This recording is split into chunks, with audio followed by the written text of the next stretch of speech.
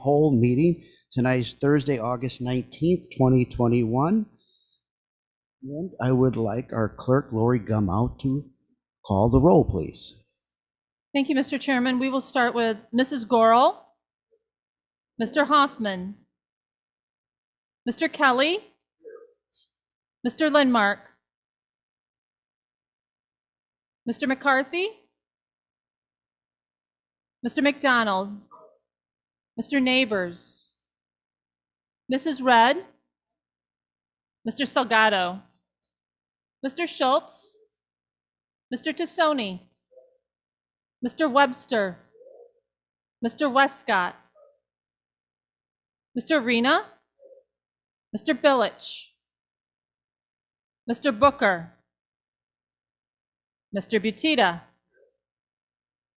Mrs. Crosby,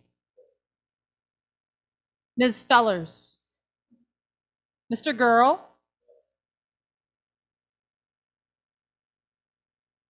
Mr. Chairman, 14 board members present, 6 absent. Thank you. We do have a quorum this evening. Next up is our invocation, and that's going to be given by Winnebago County Sheriff Department Chaplain Jesus Calvillo. Everyone stand, please.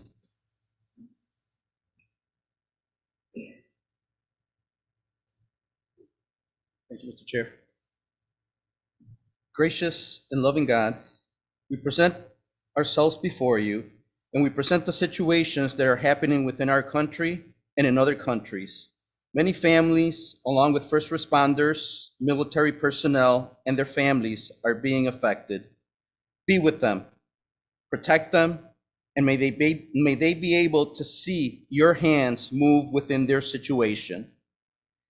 And we are so grateful that we can gather here today to discuss the topics regarding this county. Give us wisdom along with the knowledge of each person here to make better decisions and try to work together for the better of the community. Protect our first responders along with their families and our families, and may your love, peace, and blessings be upon each and every one of us. In your name we pray, amen. Amen. United States of America, and to the republic for which stands one nation, under God, indivisible, with liberty and justice for all. Thank you, Chaplain. Mr. Thompson, is there any public speakers this evening? Not this evening, Mr. Chairman. Thank you. Thank you. Next, we'll move on to our budget presentation by Mr. Dave Rickard, our CFO. Thank you, Mr. Chairman. And I'd also like to thank several other people that were very instrumental in the budget preparation process, Ross Chapman and Molly Terrarini, and also a special guest that you all are very familiar with, Steve Chapman, has been giving us some guidance with our budget numbers and providing assistance. So this is a very high-level preliminary profile of the general fund and the public safety sales tax fund, and because it has such a significant impact on the budgetary process, the River Bluff Nursing Home. In 2 weeks, on September 2nd, approximately, you're going to have the full budget, the financial funds, the line items, and everything else. But for now, we just wanted to give you an overview of where we're at. We gave a presentation also to the Finance Committee of where we are, and as you can imagine, as time rolls on, there are adjustments and adjustments as we go forward. So rather than try to continually hit a moving target, we'll just highlight what some of those adjustments are going forward. And I'm sure by the time we get to September 2nd, we'll have further refinement and adjustments with the budgetary process. So without further ado, we'll go right into page 1, which is your general fund revenue and expense summary by department. You can look, and over to the left is a real good guide. We'll show you percentages of activity all the way down for the various departments that are in the general fund. You're also going to notice something unusual in that the jail is not represented this year in the general fund. We had a meeting with the sheriff's office, and in cooperation with them, we've moved the jail all completely over to the public safety sales tax, and the sheriff's office will all be within the general fund. We did that for clarity to reduce the number of transactions that were necessary. It makes it easier for document users, people that look at our financial statements, to be able to get a very clear picture of what's happening in both the jail and in the sheriff's office. And we commend the sheriff for cooperating and agreeing to make that transition with us. So if those numbers look a bit unusual, they are because of that significant change. We do have an aggregated amount later on in the report to show you the impact of on the sheriff's budget and the jail in aggregate, so you can get a judgment of where you think things should be or could be in relationship to that budget. Also, there was a significant adjustment with the chairman's budget. We did make an allotment. The county is in the process of hiring a public information officer. There was an adjustment made into his budget to account for that, and that's why you see such a significant swing in his budget. The chairman's budget represents a very tiny portion of the budget, so any adjustment in the chairman's budget is going to show up significantly from a percentage-wise, and that's why you see that adjustment with his. So some other points I'd like to highlight, and we had some really good news this year, particularly with both on the revenue and expense side. You can see our revenues are up close to almost 2.6 million over last year. I wouldn't get too excited about that. We've had discussions with the Illinois Department of Revenue, and they've determined that because of COVID and all the release of funds and the activity that they're seeing in Illinois, that this is across the state. It's just not happening in Winnebago County. Those revenue line items are increasing this year, but they anticipate next year that they're going to go back to what they consider normal. So we budgeted accordingly because we want to be conservative with our estimates. So when you look at the 2022 numbers and you wonder why we're not putting down as much revenue as we're earning in 2021, that is why. So this year we have a big bump in revenue. We also have some reductions in our expenses, and which is giving us a net total impact on budget of about $9.9 million to the black. And that sounds on the surface like it's good news, but a lot of our budget underages for departments and offices is because we cannot hire people at the salary amounts that are indicated for the positions that we're trying to fill.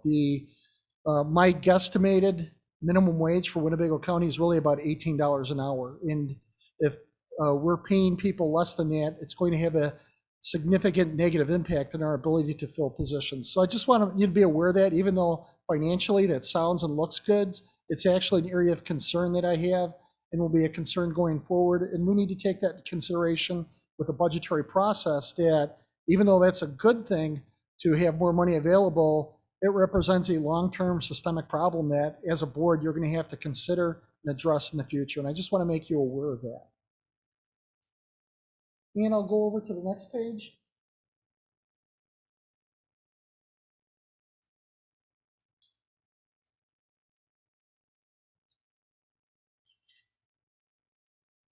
Here you have the public safety sales tax, and again, I'd like to point out, you see some unusual numbers. The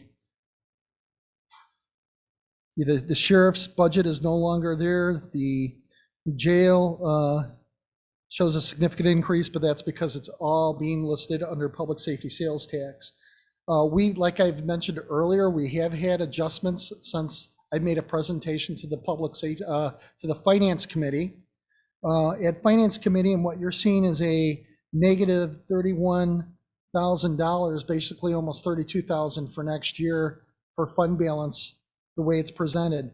Actually, where we're at right now, it's about a positive 1.1 million because of additional revenue calculations and reduction in expenses. So the numbers keep moving in a positive way.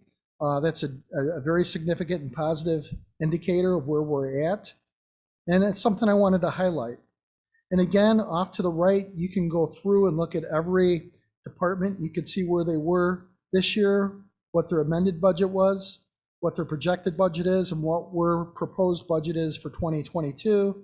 And you can see the percentage allocations based on that. But like I said, there's one indicator right there where we've had some significant positive improvement with where we see their net revenue loss for next year. It's actually a $1.1 million increase for public safety sales tax as of today.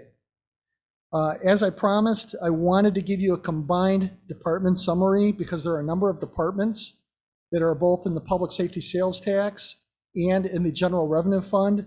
And in order to make an easy comparison, we've aggregated that for the departments and offices that fall into that category. And you can see the percentages listed off to the right. You will notice that the sheriff does have a 15% aggregate increase, but I will like to point out that we've had a lot of cooperation with the sheriff in trimming back those numbers. We have over approximately $500,000 of give back so far from the sheriff with our budget negotiations. So he's been working very diligently with us. He's been a good partner in the budgetary process, and he has made significant reductions in his office. And, I appreciate that effort to work with him. It's been a very cooperative venture, and Pat Thompson and I have worked very hard, and we've tried all year long on a month-to-month basis to sit down with the sheriff, talk about budgetary line items, talk about the impact on his budget, the mandates that keep coming forward from the state of Illinois, and we appreciate all the cooperation and assistance we've had from the sheriff and his employees. So if you go, the third page is actually an aggregate of all budgets and expenses combined. You can see we're looking at, just based on what we had 2 weeks ago, an $11.38 million surplus when you consider PSST and the general fund, and a $4.5 million net shortage for next year's budget, and there are ways we can close that gap. I wouldn't be horribly concerned about that. Actually, when you take all our current budget adjustments and you remove the allocations for capital, it's only a 2.1 deficit at this point, and we're at about an $11.5 million net surplus this year. So we could aggregate all our expenses, come in with an even budget, still have money to the surplus in the general fund and the public safety sales tax. So this is all very, very good news. It's taken a lot of hard work working with department heads and elected officials. And like I said, the sheriff has been very cooperative and assisting us with these numbers. Dave, are you advancing the slides? I'm sorry, I had to jump in, I apologize. That's the combined general fund public safety. This is combined, and as you can see, let's see if I can get a pointer. I can't get a pointer here. You can see the percentages. You can see the percentages right here. And all the other budgetary items right here, from the original budget to the amended budget, the projected budget, and what we're looking at for next year. I'm going to jump forward because not everything with the budget is rosy and peachy, and there are some areas of concern we have to focus on. And I'm going to jump ahead to Excuse River me, Bluff. Mr. Rickert. Mr. Arena has a question. Yes, sir.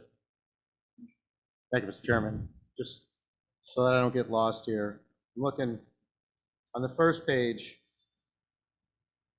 You have the general fund revenue and expense summary by department, and under other revenues, the figures there are different than these figures on the third page. So I must be confused about what these represent. So why? You mean, correct, that's the aggregate of both the general fund and the public safety sales tax. Okay. And so, just so that you have, under other revenues, charges for services, this is money people pay us for things that the county does, right? Is that what that means? In generally, yes.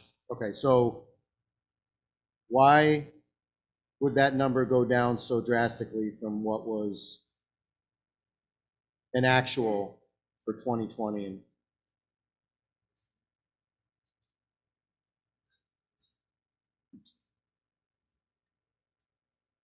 Okay.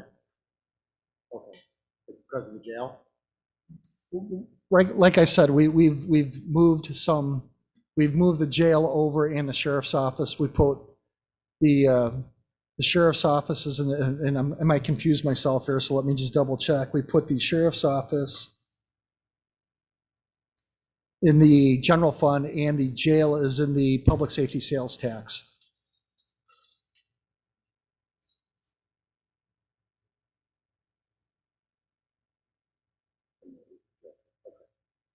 All right. Thank you, Mr. Schultz, explained it to me. Mr. Webster, you had your hand up? Yeah, I'm a little bit confused on this first full page here. The very bottom, transfer to other funds. This is a 9,039%. What the heck is that? Bottom line. On the right column. Okay, thank you for being very observant there. We have a transfer to other funds in the proposed budget. It's $2.9 million. And I was just getting to 2.2 million of that will be a transfer to the River Bluff Nursing Home in order to make them solvent for the next budget cycle year. There are other recommended budget adjustments. I haven't quite gotten to those. It's in a later page, but if you bear with me, I can go and explain how we're breaking that out. But thank you for observing that. That's a good catch on the first page. So I will explain that $2.9 million. Any other questions before I proceed?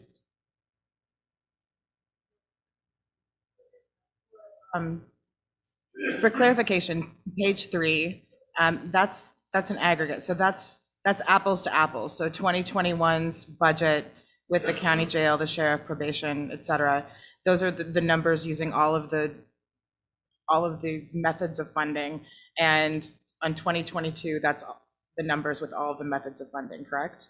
When you're referring to budget, page number 3, are you referring to this page right here that I have on the screen? Yes. Okay. Yes. That should be the aggregate of the combined general fund and public safety sales tax for offices and departments that touch both budgets. Okay. So and if you go over to the right, the aggregate percentage increase would be the amounts on the right. So that'll kind of give you a ballpark without going in line item by line item where they're at with their budget. And is there a line item that's available for each of these items so that we can see where the increases are coming from? Absolutely. Now, that's what we're going to provide on 9.2. You're going to get all the detail. Tonight, I just wanted to give you a ballpark, kind of a big picture, holistic look at where we are with these budget items. Thank you. But absolutely, we're going to give you all the detail, line item information for each budget with our presentation.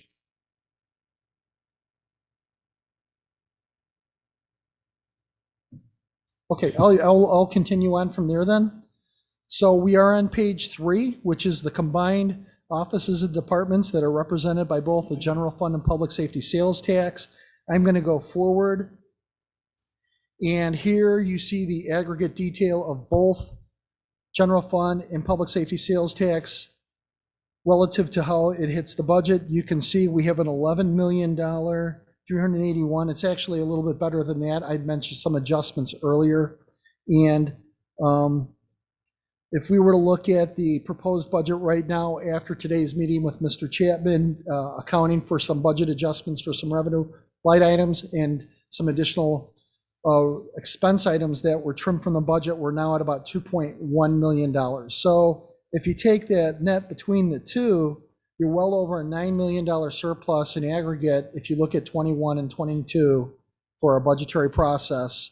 And I could go on and show you, we had talked about that $2.9 million transfer to other fund request and talk about that a little bit, which would be on the next page, unless you have any questions. Yeah, Spellers. Budgets that are reflected on the page that we were just on, or the budgets in general, do they only reflect money that is usual, a usual revenue source? Or are there ARP funds or other grants that are reflected in this budget? Very good question. This does not reflect the ARP. The ARP is a separate fund for purposes of this. It would reflect the capital project plan. It does not reflect the ARP. So we have and I'm sure we're all very familiar, we passed a $20 million capital project plan with ARP going forward, which we're very busy in the process of bringing recommendations and proposals to the board for adjustments related to that.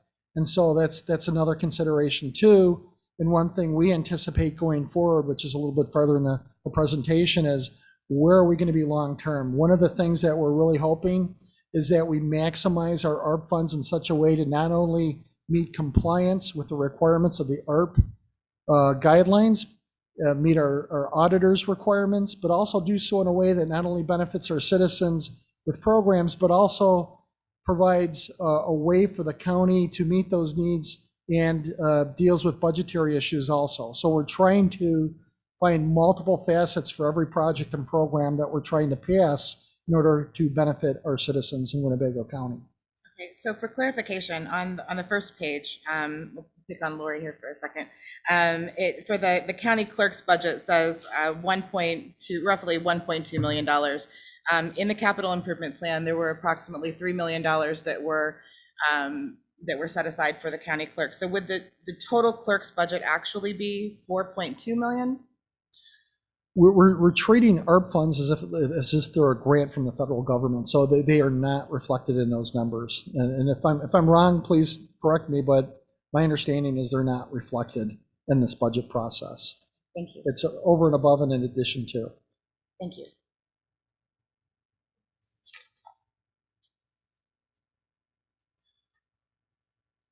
Okay, I'm gonna push us on where we were in the presentation. And we're going to go to, we had talked about 2.7 million, was it 2.9 or 2.7? Let me go back and clarify. 2.9 million in transfers. We have adjustments. One of the things we were looking at is two of that is the going to be River Bluff Nursing Home. In order, as you can imagine, dealing with the pandemic and the COVID situation, their financial situation isn't as strong as it could or should be. And in order to make sure we provide the adequate cash flow and resources that they need to continue as a going concern, it's recommended that we take $2 million of that surplus from 2021 and put that in the 2022 budget for the River Bluff Nursing Home. And I could have Molly give you a detailed breakout of the other 900,000 if there's an interest in going into that level of detail also.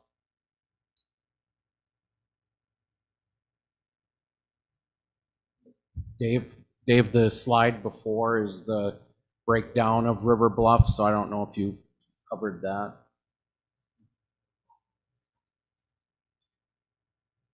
Okay, I'm going to back up the slide. And we're gonna take a quick look at River Bluff. Let's see if I can do this and talk in here at the same time and point on the screen. Here's we talked about transfers. This is a $2 million transfer from the general fund in order to assist them with their budgetary process. And even with the transfer, we still anticipate and we're still working on about a $400,000 closure with River Bluff in order to make their budget for next year balance. So there's still work to do with River Bluff. This is why we're doing that transfer. There are other several smaller transfers. There's a lot of areas within our budget that for good accounting practice, we need to make adjustments and fill some gaps and make some adjustments in our process in order to fill those gaps. And we have a detailed breakout of that. And like I said, if you have an interest in what some of those issues are, we can talk and discuss them. One I can think of right off the top of my head, the state's attorney, when he took office on day one, inherited about a $147,000 negative balance in one of his special revenue funds. And that's something we felt from an equity standpoint really wasn't fair to the current state's attorney. And we were going to bring that at least to a zero balance so he could start out with a zero balance, and that's a recommendation we have. But we have other similar issues broken out with the transfer that we can make available in 2 weeks, and we'll make note of that. We'll give you a detail on all those breakouts with the budget. But the past year or so, there's been, especially last year, there's been some, we'll call some expedited budgetary decisions made in order to get a budget passed and approved under COVID. That meant that we had some areas that we needed to address this year and we're trying in the essence of good accounting practice to make recommendations and make those adjustments this year to deal with and solve those inequities. And again, those will all be items that the board can decide yes or no, we're going to do that, no, we're not going to do that. We'll bring them forward, but that's a recommendation we have in preparing the budgetary process of what we would recommend doing with the budget. But one of the duties and functions, and probably your most important duty and functions as board members, is all those decisions are your decisions. Our role is to make sure we give you all the information possible to make good, sound decisions based on the material available. Mr. Arena? Thank you, Mr. Chairman. So were we using ARP funds to, or are we also using ARP funds to balance the budget for River Bluff for lost revenue? Wasn't that part of what? We have a lost revenue component that was passed as part of the capital plan. It has not been allocated by the board yet. So one of the things we're going to do is we're in discussions with Baker Tilly. We want to verify those budget calculations, get that approved by them, and then we'll come back to the board with additional recommendations on how to allocate that lost revenue. But you make a very good point, Mr. Arena, that could be one potential option for the county board to consider, is taking some of that lost revenue, which we're permitted to do under ARP, and apply it to budgetary losses relative to things like the nursing home. And so then we wouldn't have to transfer $2 million from the general fund. Can we, instead of doing a $2 million transfer from the general fund, take care of that full amount through ARP funds? We would have to reallocate, because I believe, and Molly, if you can verify our amount, I believe we requested in the capital plan 600,000 for revenue, but we had actually had allocated 6 million, but we were asked to reduce that by board members. So that was part of the adjustment we made with the capital plan, was to reduce that number. But that could be readjusted back up. There's still other ARP fund, there's still money from the ARP, the money we received this year, and then there's more money coming next year. Correct, in total. And just to educate the board, we got 54.8 million we anticipate after interest revenue calculations. We'll call it an even 55 million. We've only allocated 20 million of that.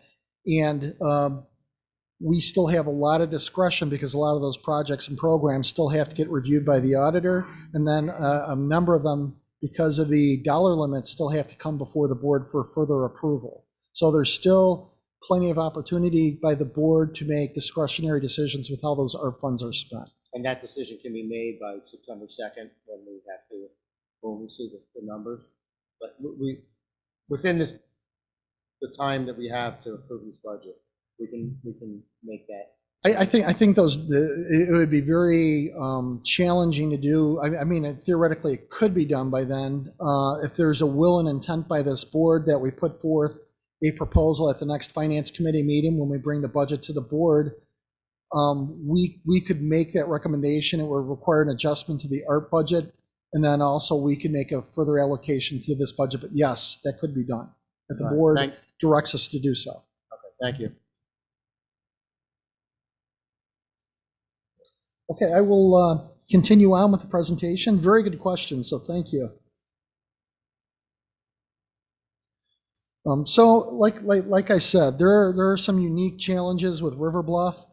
They have revenue challenges. They also have expenditure challenges. We've met several times. Me and Pat Thompson have gone out there and discussed issues with them.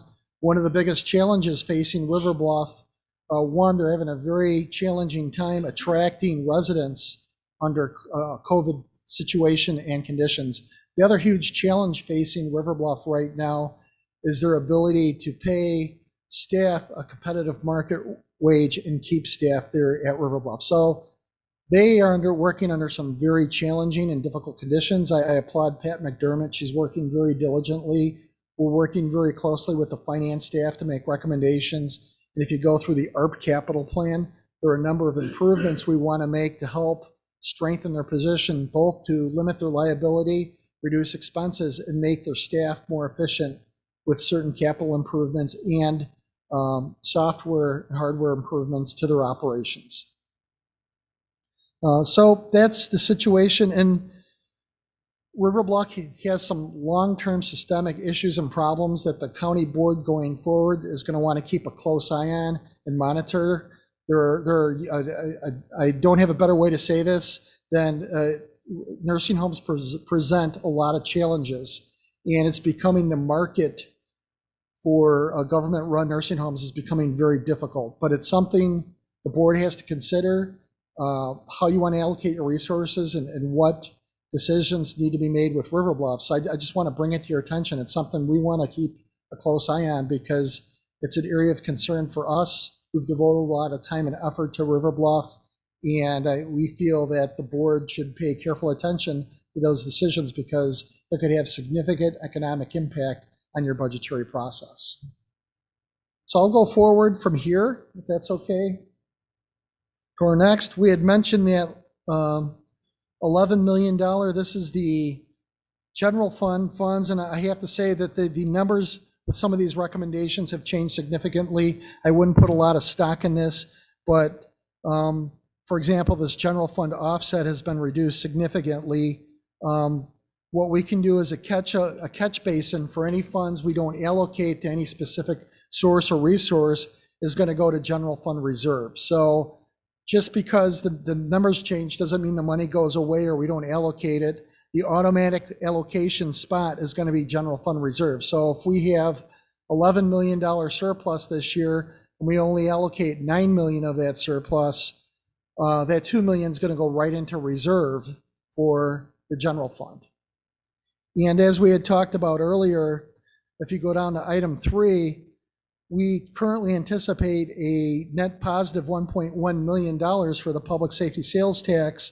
So we can say right off the bat that item number 3 isn't necessary anymore. That's something we can take out. And as we look at the operations at River Bluff, we're going to have to take a long, hard look and determine whether or not we want to make up that additional $400,000 with general funds to offset River Bluff and or use our revenue replacement from ARP funds, which I think is a very good idea and something the board would want to consider seriously because it enables us to free up funds that are restricted, or ARP funds, and make them completely usable funds.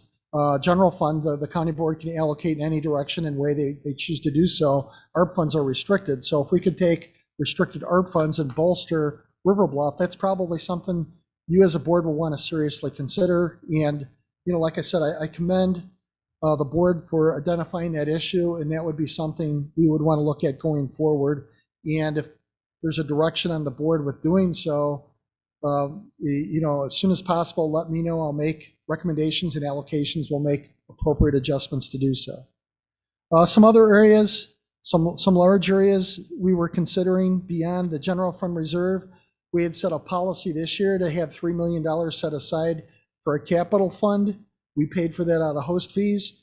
If things continue, we have the opportunity to set aside a $3 million capital reserve if trends continue with the 2021 budget and place that as a set aside for future capital projects if the board so chooses. And like I said, that's a recommendation. The board can choose to allocate those funds in a different manner if they so choose to do so. So one of the things that came out of our finance committee meeting was a request by Finance Chairman Mr. Salgado to do some projections going forward. I do want to caveat that those projections are very tentative. Things change, and they change fairly significantly, especially considering the times we're working in. We have a lot of adjustments with the Illinois Department of Revenue with our certain sales. We have the potential of a casino opening up in Winnebago and considering the future revenue resources from there. And I think there's opportunity working with River Bluff to reduce expenses, implement the requests that we have under the ARP plan and reduce costs there. So I anticipate our transfers to other funds after 2023 and going forward should stabilize going forward. And we should anticipate at least $1 million in 2023 going forward. I did not budget for 2022. I think it's still tentative. It would be unwise, I believe, to budget for revenue resources where we don't have a strong track record. Much like we did with the cannabis funds this for 2021, we set the bar very low, not knowing for sure what would be generated from that, and then those numbers came in much healthier than we expected. We hope and anticipate with the casino we have similar results going forward.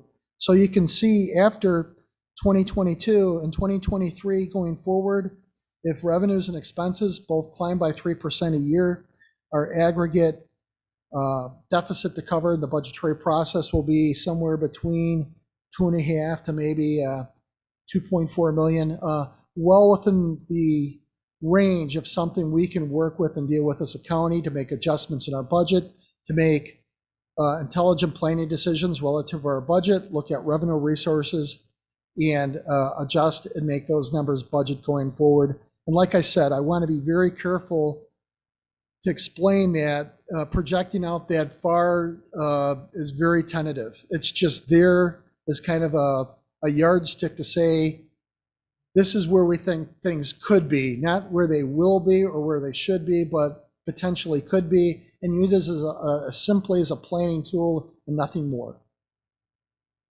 That concludes what I consider a very high-level tentative budget discussion.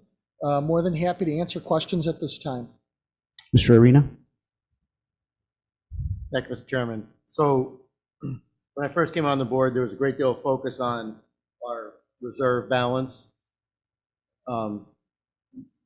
And I don't see us really discussing that here. So what is that important, and where does this budget leave us in terms of our reserves? Well, if we make the adjustments for general fund, we should be back at our required 25%. We have a lot of work to do with the public safety sales tax. Right now, a couple of months ago, it was actually in the red about $1 million, but we anticipate by year end it'll be $1 million in the black. So one thing I would like to see long-term going forward is a commitment by the board to reduce host fee commitments, reduce other spending program, what I'll call discretionary spending on the county board, and focus that on building up that fund balance in the public safety sales tax, so we at least bring it to that 25%. That will give us the resources we need to boost our bond rating and reduce our debt costs going forward. So this budget brings us to a 25% reserve? I believe when you look at the adjustments and where we're heading, and when you consider the adjustments that aren't shown that have been made within the past couple of weeks, we're probably at about a 25% with the general fund. What we're not at is public safety sales tax might be, I would guess maybe 3-4% at best. So there's a lot of work to be done on the public safety sales tax. I get that, but I might just not be understanding. So the column, I'm looking at the page, general fund reserve, the column 2022 proposed budget. The bottom line is a net loss of 4.5 million. Just for the...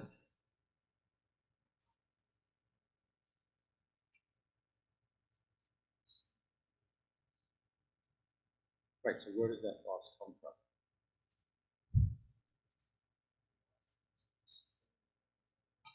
Right, so we're spending more money. In 2022, we're projecting to spend 4.5 million more than we're bringing in. Okay, where is that 4.5 million coming from? If it's not coming from our reserve, that's what okay, if you look at the screen, you can see a general fund budget offset of 4.5 million. That was one of the recommendations we used, that $9.9 million surplus revenue adjustment.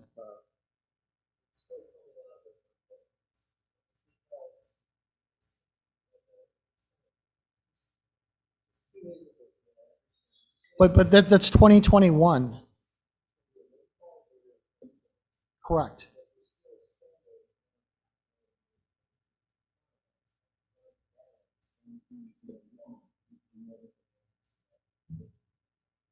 Just a reminder to board members, when you're speaking, please speak clearly and loudly into the microphone so we can pick it up on the recording, please. Thank you. I'll talk.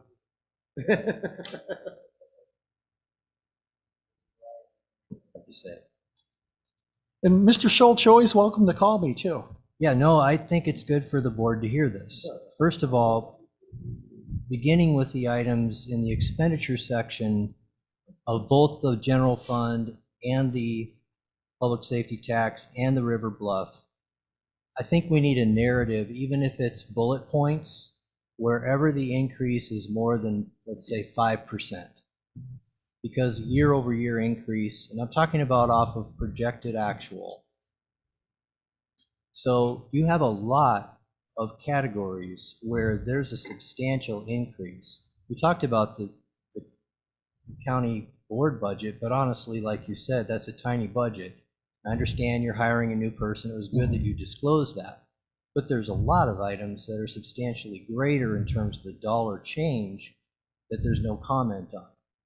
And Mr. Chapman has a history, he's not here, of giving us that kind of a narrative. And so he would be able to tell you what he's given us or show you examples of what he's given us. But I think we really need that. Sure, absolutely. I'll make a note of that, and we'll supply that in our 9-2 presentation. The page 3 where you told us that this is the sum of the expenses, and Fellers asked about this as well. You know, you did a good job in terms of combining things because of how many things were moved around. But the increase, even if you take $500,000 out of the sheriff's budget in what you have in these numbers, it's still a dramatic increase in the budgets for next year. I think the board needs a clear explanation as to why is it going up by so much, because it's going up a lot, and that needs to be clarified. Another point I want to make just for board members is that the transfers out that's in the public safety tax fund of $5 million, that's the bond payments. And so you can't do anything about that. You've got to make your annual bond payments. So it's in the public safety sales tax budget down at the bottom under the expense section. It's also in the aggregate. It's in the aggregate combined budget presentation where instead of it showing the 5 point something for next year, it shows 7 point something million. And the reason it went from 5 point something to 7 point something, he told you, is because of the money he's giving to the River Bluff nursing home. So those are all factors. And then the last thing I want to say is, I don't think you set aside, I take that back, the second to last thing, is I don't think you start setting aside general reserve money for, general fund reserve or, capital reserve funds. Right? I understand that we've not set money aside for the capital reserve, but until you get the policy recommended balances that we have for both the public safety sales tax and the general fund, because they function together, you shouldn't take capital money or set aside capital money. We really need to refill that that space that we've got in the public safety sales tax. Now, the last thing, and this is a positive, and I hope none of the rest sounds negative, it's just for clarity because the board members need a lot more information than we're getting tonight. We have not had projections. Historically, I've requested this. Mr. Salgado has requested this over and over and over again. It's outstanding that we have even just a beginning on that. So thank you for doing that work. Molly pulled the numbers for me in terms of the dramatic increase. I think it was like 8% a year on average for what happened with the sheriff's employees, including the jail employees, that when you factored in the step increases, it wasn't the annual inflation that's in the contracts that made the big deal in terms of why did that actual increase go between 7 and 8% a year on average. It wasn't because of what the basic inflation increase in the contracts, it was because of the step increases. And because those step increases involve such significant changes in pay for the people that are in the sheriff's employ, 3% is inadequate. Oh, sure. And that was just like I understand. said. I understand, and it's a starting point, and I appreciate, and I think the starting point's great, but I'm just pointing out a very specific item that ought to go in your second draft. And I also think that why not put something in there in terms of, on the positive side, on the revenue side? We're going to have a casino. We're going to have, resources that we're aware of. And I understand you're going to have to say, well, we're guessing at this and it's brand new, but at least it's a placeholder, and putting a number. You said you thought it could be $1 million. Well, put in 700,000, because then at least that's factored into the equation. And, I'm not critical of what you're doing. You're doing well. I think it's great you're tapping Steve Chapman's expertise. Those are just suggestions. Well, thank you, and I think those are very good suggestions, especially, and I agree wholeheartedly. I would like to see the board focus on rebuilding back our minimum required reserves with the public safety sales tax and the general fund. I think that's critical for our long-term health and well-being as a county. Will improve our bond rating, and that's something we have to consider because we have a significant amount of debt that we have to service, and we want to do that as efficiently as possible. And like I said, we have to, I didn't want to just fill this all with good news. I want to preface this. There are some storm clouds on the horizon and some things we really want to look at. Our ability to hire people at current allotments for salary in some of these offices is going to be very challenging at best to find people to fill those positions. And so I'm trying, and I think my role is to give you as much information as possible. And I agree with Mr. Schultz. There could be a lot more information here. We're going to try, I'm going to go back on September 2nd. We're going to try to get as much information in detail so you can make those decisions. And I'll work with you. And if any of the board members have additional things or things specifically you want to look at, please by all means contact me. I'll try to work that into the equation and make sure we give you the information you need, because ultimately it's the county board that makes this decision. And my job is to give you the information you want, you need, and you request to make good, intelligent decisions on the behalf of your constituents. So thank you very much. Mr. Webster? Yeah, thank you. And thank you, Mr. Rickert, for the work you've done. I'm far from being a financial wizard. I'll be the first to admit that. So there's a lot of things that don't make sense to me as much, and so I need to have explanations. I thank some of our board members who have the financial acumen that I don't, namely Mr. Schultz and Mr. Salgado, for bringing some things up. And I just want to say that if we can't get a balanced budget this year, with all of the extra money that we've got, the shot in the arm, whatever, from the feds, whatever you want to call that, if we can't come up with a balanced budget this year, it's never going to happen. And I will not support a deficit budget this year at all. We've gone down this road for the last, 3 years. We've been struggling every year, and if we can't do it this year, something's really wrong. So, but the one other thing I will add or ask, this is a request. In the future, could we number these pages? Absolutely, and I apologize for that. I should have numbered them, and I didn't. A lot easier for us to follow. Thank you. Thank you.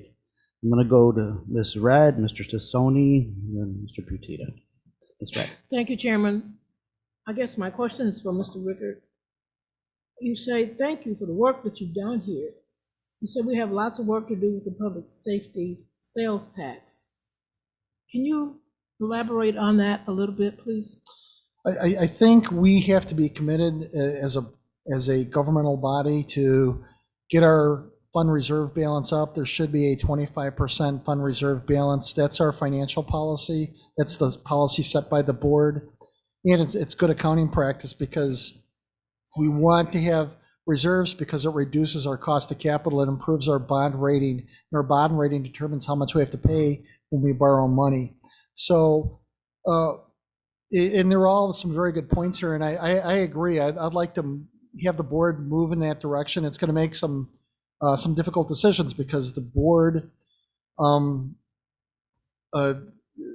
first and foremost, you have to answer to your constituents, and your constituents demand certain services from the county government. And there, you also have constituents that are very sensitive to property taxes. So what I can do is I can supply you the information. You give me direction on the information you need to make the decisions and what the will and impetus of the county board is, and we'll do our best to supply that information so you can make good decisions. But to boil it down with the public safety sales tax, we need to improve our reserve balance. We have to find a way to do that. Thank you, Ms. Red. Mr. Tassoni?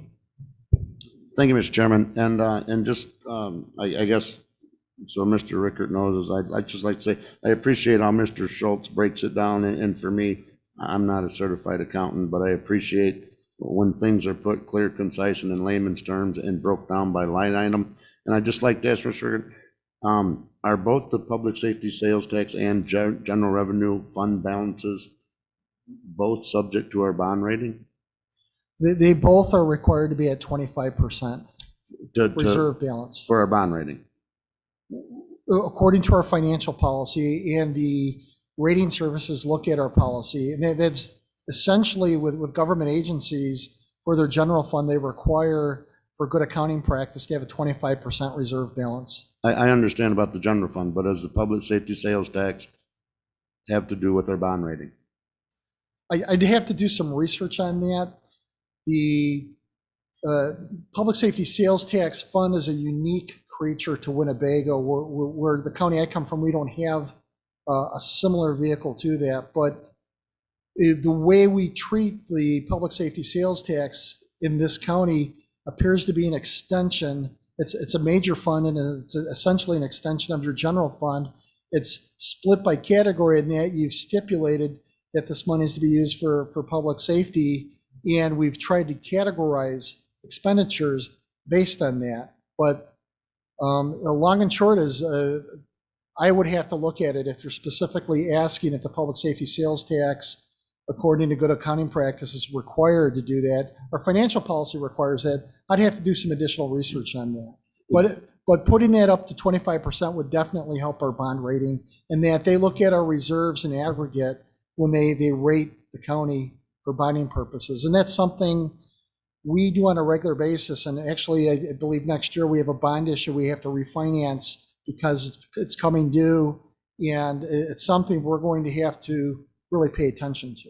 Well, and just to add to that is, if understanding the general fund reserves have to do with our bond rating, if there was one more important than the other, maybe concentrate on that one first. That's all. Thank you. Absolutely. Thank you. Thank you, Mr. Tassoni. I'm going to go to Mr. Butita and Mr.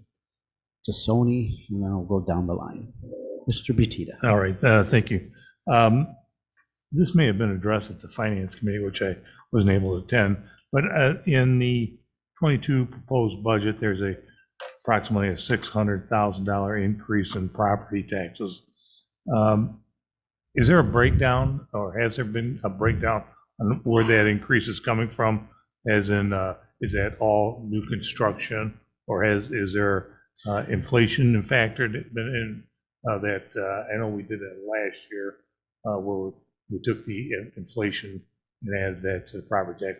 Can you give us a breakdown of how you got to the $600,000 increase?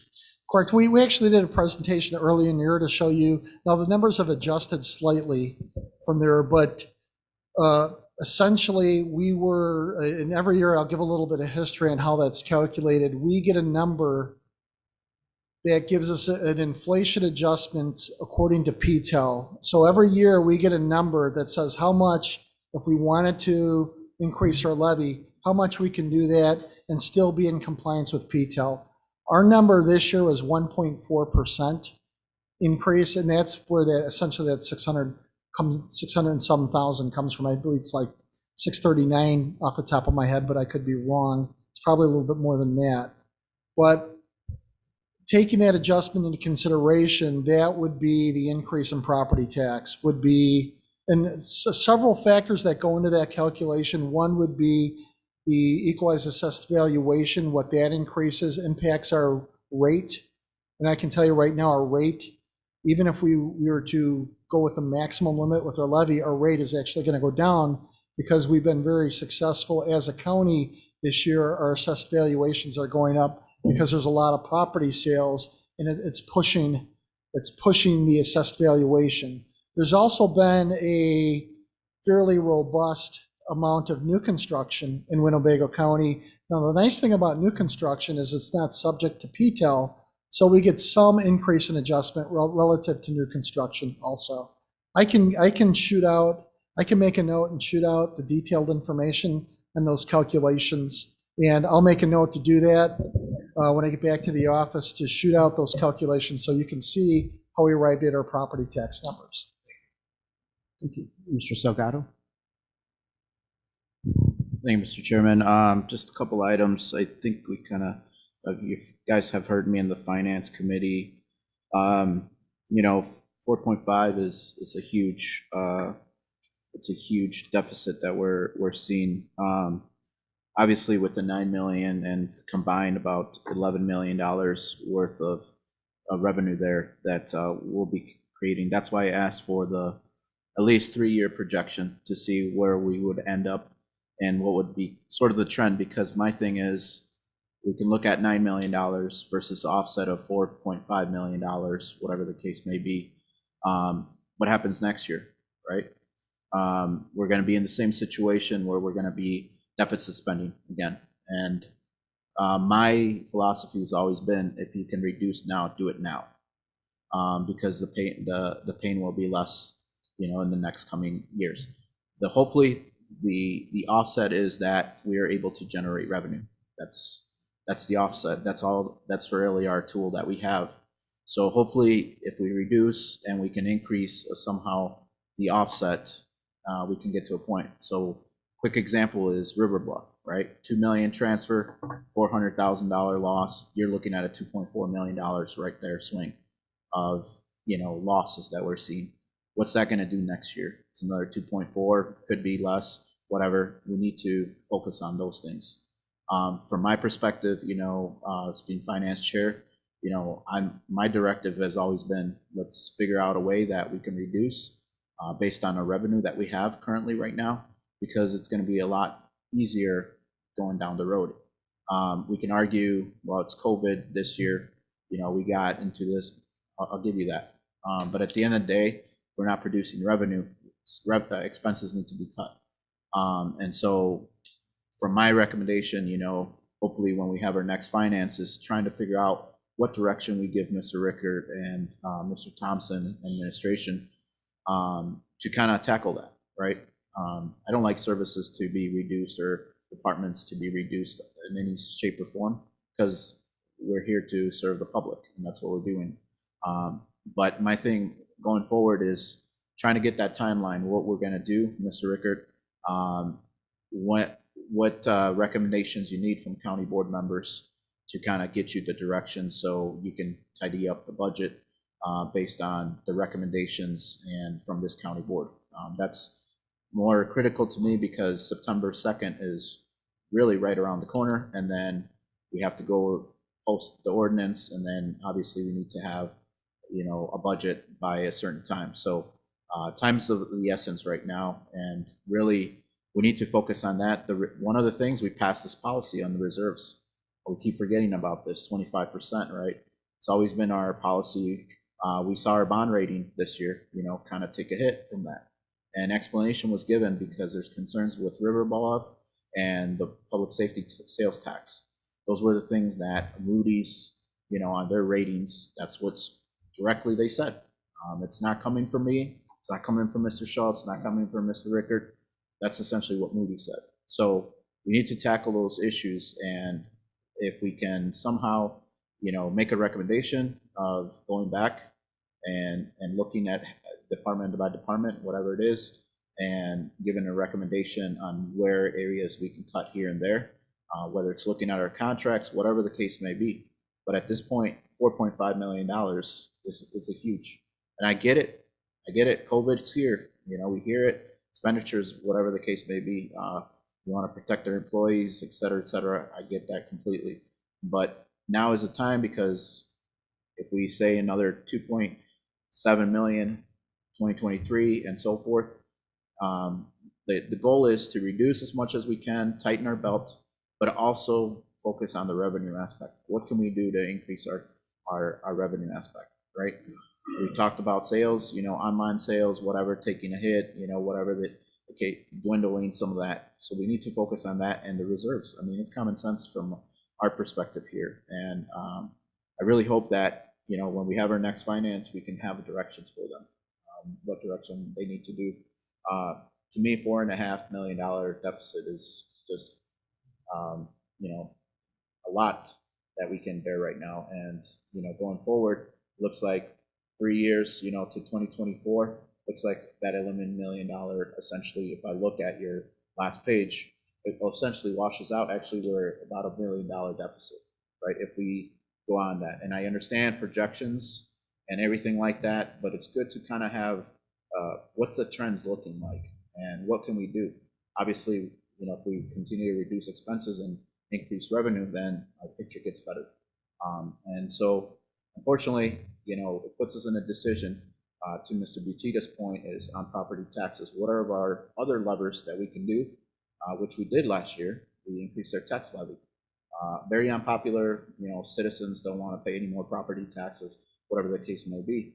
But at the same time, as the same token, we have to look at our services, right, that we provide. And there's services that, here in the county board, we don't want to see to go away or reduce for services. So that's essentially a give and take here.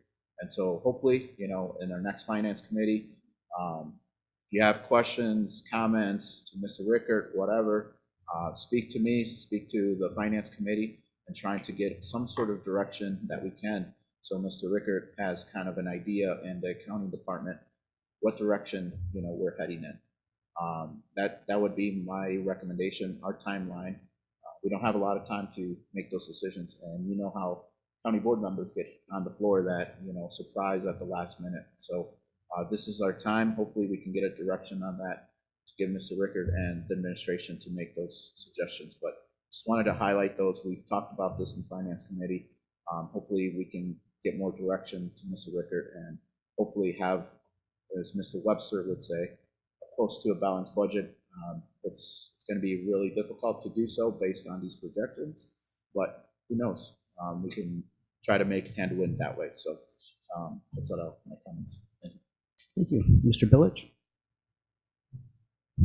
Yes, thank you. This is just actually a question in regards to the public safety sales tax. Or do we have some kind of reserve, or are we putting any funding into any reserve to actually allocate for future expenditures as far as updates or upgrades to the county jail? I would assume that would come out of public safety sales tax, and the answer right now is no. We do not have significant reserves in public safety sales tax for any significant upgrade in the jail system. Ms. Gorel? Yes, thank you. And that's where we're going to really run into a problem. You think we have a problem now. How many times have we refinanced the bonds for the jail to cover our bonds as we go through our budget process? We've already done about 4 times on the bonds of refinancing them. Those bonds should be paid off. Originally, the jail should have been paid off this year, the next year, in the near future. Instead, we've extended that out for another 10 years or more. And yet we have no capital improvement to that building was built in 04. And look at where we are right now, 20 years down the line, we still have nothing for capital improvements. Where are we going to get that money? Are we going to bond out, stretch those bounds out even more? Had we really done a little bit with our property taxes on this, because we still, for Winnebago County taxes, we're still very low. They are not high. Had we done a little bit with those taxes, we probably could have done something different than just refinancing the jail to make our budget balance. And for those of you who have not been on this board for more than 10 years, you're not aware of this. But you have to go look at how many times we have extended the cost of that jail, and yet we have no capital improvement to back it up, because in the next couple of years, it's going to cost us a fortune, because nothing lasts forever. and things are going to have to start being repaired. And so you also have to look at that part. The public safety tax has no sunset clause. It can go on forever. But have we done, as a board, have we done justice to that money and used it properly, other than making sure that the sheriff's budget is balanced and making sure that our budget is balanced? Take those things into consideration as you're going back and looking over all of this. Thank you. Thank you. Thank you, Ms. Bro. Mr. Butita? Thank you again. So I definitely want to make myself available for all the upcoming Finance Committee meetings. Does Mr. Sagala have a schedule of what meetings are going to be scheduled over the next 6 weeks, so we can kind of plan what's going on? Next meeting of the Finance Committee is September 2nd. Okay. That's when we'll have our final, this is preliminary, the budget that has been presented tonight is still preliminary, so the staff is still fine tuning it, and we're gonna do another thorough review of revenues, as Mr. Salgado mentioned, and expenditures. We'll have some recommendations for both revenues and expenditures. But the next meeting where we'll take up the budget is September 2nd. All right, and are we anticipating any additional meetings in the month of September? Finance? There could be. The September 9th is when the county board will place the balanced proposed budget ordinance on public display. That's on September 9th. Then September 23rd, Finance Committee will meet to review the ordinance, and then the board is scheduled to approve it on September 30th.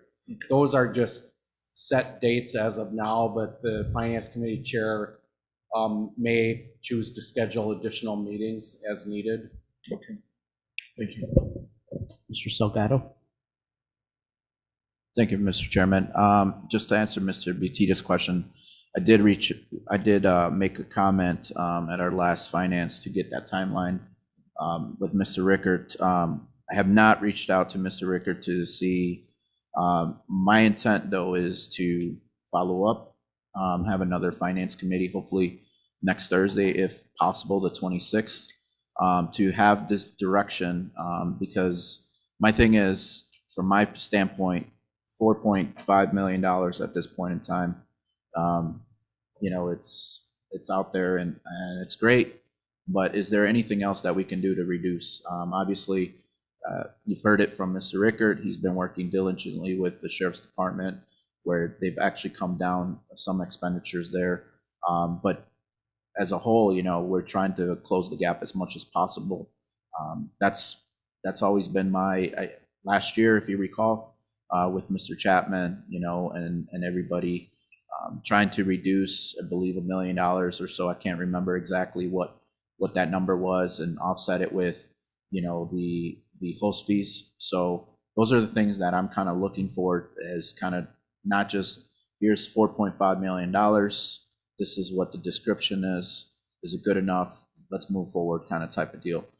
My intent's always trying to figure out, is there any other alternative options that we can do?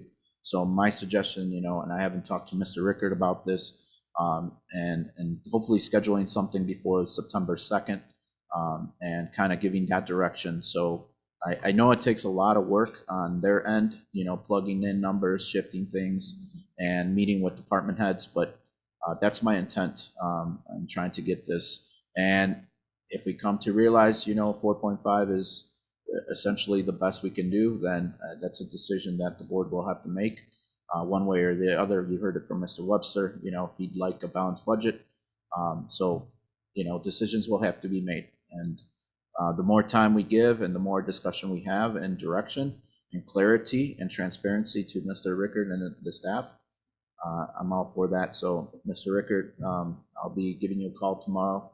Hopefully we get some time set up. Hopefully Excellent. next Look forward week. to that. Thank you. Thank you. Mr. Tassoni? Thank you, Mr. Chairman. And just got to say this just because this is the way I feel. But with the prior allocations to the CIP fund, the host fees and other monies, and the tentative allocations of $20 million of ARP funds, and to still be looking at a $4.5 million deficit, that's pretty sad. Thank you, Mr. Sill. Further, yes, Mr. Schultz. Thank you, Mr. Chairman. Just a couple of items. One, I would like at some point a follow-up, and Molly, this is just a note for the Finance Committee and Mr. Rickard. A year ago, we were talking about how we were fronting money for COVID-related expenses. And the promise was that the federal government or the state government or both were going to reimburse us for those expenses, but it was a significant impact in a negative way on our cash flow because of us having to front the money.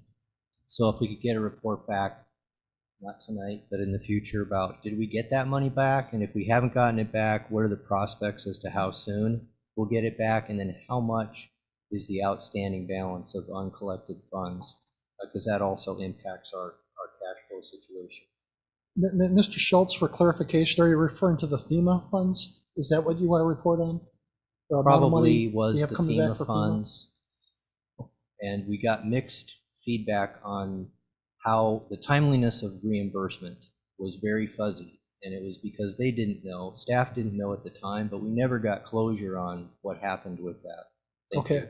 I'll make a note to produce a report The on other- the FEMA, so we have information, because they were, that's supposed to, and for clarification to the board, FEMA is reimbursing government entities the PPE costs related to that. And I believe the last time I looked at it, it was about $1 million, but I'll give you exact details in a report so the board can see how, what we've gotten from FEMA and what those deadlines are and where we are in that process.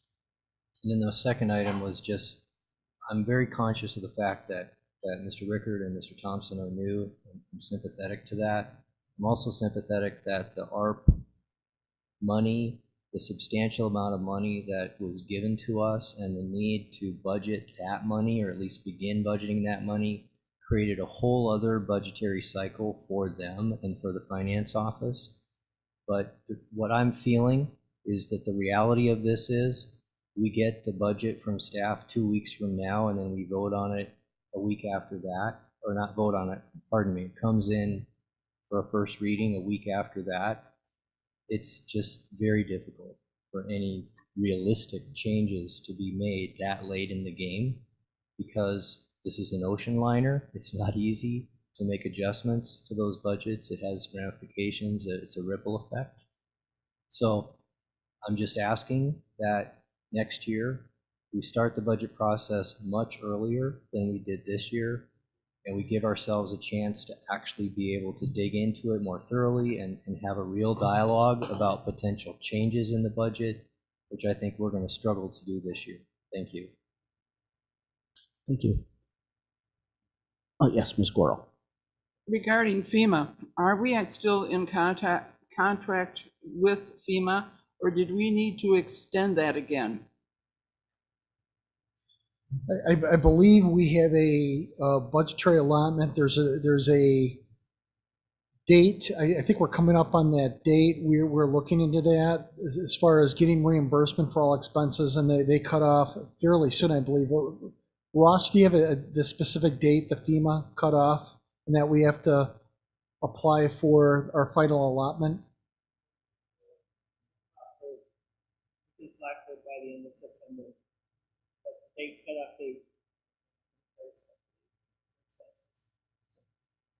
Do we need to renew that because of the fact that it's starting to bloom again in the United States? And again, to cover ourselves, if we get into that predicament again, do we need to extend our date so that we're covered for another 3 months or 4 months? Well, I believe those dates are set not by us, but those dates are set. No, by this FEMA. board is the one that said we renew it or we don't renew it. Okay. Okay, and we've had many discussions in the past of why do we need to renew it? Well, it's something that sneaks up on you, like flooding and many other things like the COVID. And now, as you watch, the COVID has been increasing again in our area, not only in our area, but southern areas. And we need to be sure that we're covered for the future. We'll- in case we'll we look get into another that. big blowout on it. Thank you. Thank you, Ms. Squirrel. Any further questions? None? Mr. Billich? I did want to actually make one comment, just to keep in mind, one thing that I always look at is actually revenues. And I have seen that actually in some of our departments and across some of our departments, we've been able to raise our revenues sources that, for our services, and whether it be, even if it's from the courts for fines and everything else like that. So that is a positive trend in what we're able to do with the skeleton staff that we have at the time. You're So absolutely good job right. to all departments. Very good. Anything else? I just wanted to remind everybody, if you can, contact Marlena Dockin. She's setting up tours in August, late August, 24th, 26th, or September 2nd to tour the Winnebago County Resource Intervention Center, commonly known as the RIC Center, and the Juvenile Justice Center. Those are tours. So if you can contact her, I know she sent everyone an email. We just want to make sure that we meet the Open Meetings Act for those purposes, whoever would like to tour. Okay, is there anybody else want to make any comments about anything going on? Mr. Tassoni. Just like say unfinished business or something, just if you could jot a note down, let's hear something about the public safety building sometime. We will. See It's where we're coming. at with that. Thank you. Thank you, Mr. Tassoni. Anything else? Is there a motion to adjourn? Mr. Billich, Mr. Webster seconds. All in favor, say aye. Aye. Opposed? We are adjourned. Thanks, everybody.